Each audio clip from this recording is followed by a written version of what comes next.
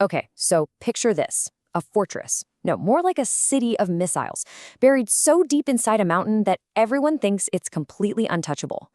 Well, today we're going to dive into something called Operation Epic Fury, a wild, hypothetical strike designed to do the impossible, destroy the indestructible. And that really brings us to the big question, right? The what if that this whole thing is built on. Could you actually destroy an underground missile city from the sky? Is that even possible? So before we get into the how, we really need to wrap our heads around the target. And look, we are not talking about some simple little bunker here. This is something else entirely, a nearly invincible fortress. Yeah, their whole defense strategy boils down to just three words: buried, reinforced, untouchable. Every single part of that is by design.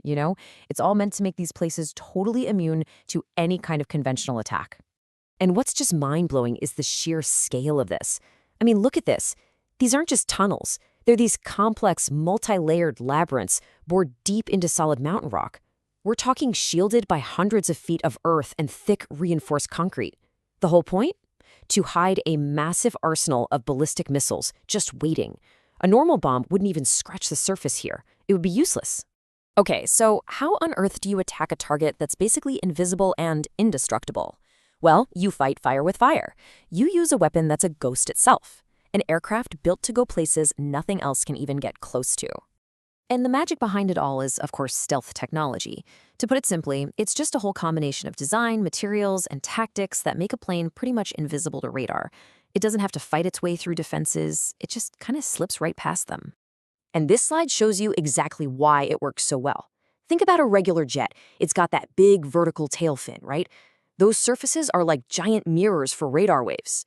But the B-2 Spirit, it's a flying wing. There are no vertical structures at all.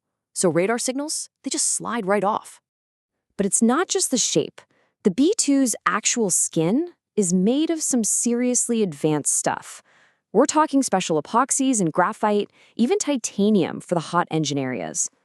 Every single piece is designed to either absorb or deflect radar waves. And then you have the secret sauce, a classified polymer-based paint that pretty much makes it disappear. So all that revolutionary tech, yeah, it comes with a pretty staggering price tag. We're talking $2 billion for a single B-2 Spirit. That makes it the most expensive aircraft ever built. It's not just a plane. It's a strategic national asset, a huge investment in staying ahead.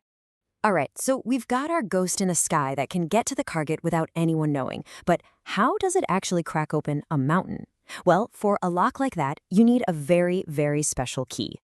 Let's break down how this actually works, because it's both brutal and incredibly precise. First, it's released from way up high. Then, GPS and fins guide it down to the exact spot. The next part is wild.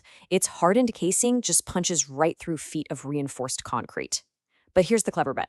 A delayed fuse means it doesn't explode until it's inside the structure, blowing it apart from the inside out.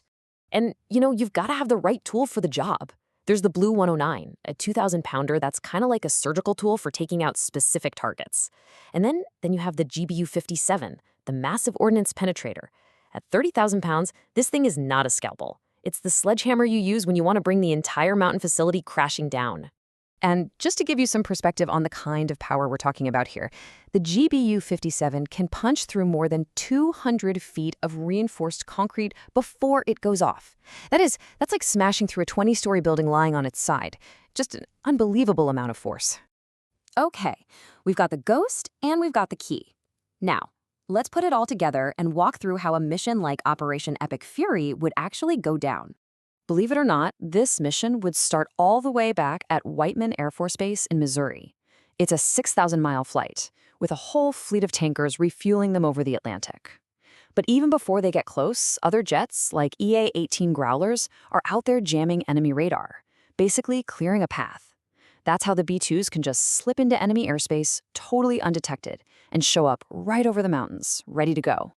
Now, this is super important. We're not talking about just dropping one big bomb. This is a saturation strike. We're talking dozens of bombs, each one guided with pinpoint accuracy. They're not just hitting random spots. They're targeting structural weak points, the entrances, the ventilation shafts, The goal here isn't just to blow things up, it's to trigger a total structural collapse of the whole facility. So, if a strike like this were to happen and succeed, well, it wouldn't just be a tactical win. The fallout from something like this would be huge, with really profound and lasting consequences. And this quote really says it all, effectively burying the ballistic missiles inside the mountain. See, the mission isn't about vaporizing the missiles, it's about using the mountain against itself, collapsing it right on top of the facility and burying that entire arsenal for good. And it's really key to remember, this one strike, it would just be one piece of a much bigger puzzle. We're talking about a campaign that could last, say, 72 hours, hitting maybe 200 hardened targets. The idea would be to systematically take apart a country's most protected assets. And if you could successfully pull this off, if you could eliminate these hidden missile cities, the ultimate result would be a massive, decisive shift in the regional balance of power. I mean, when you take a nation's main strategic deterrent off the table, it changes everything. Which leaves us with one final, pretty heavy question to think about. When you combine the B-2's invisibility with the raw power of these bunker busters, you get a weapon that can, in theory, reach out and touch almost any target anywhere on the planet. So, what happens when one weapon can literally change the map?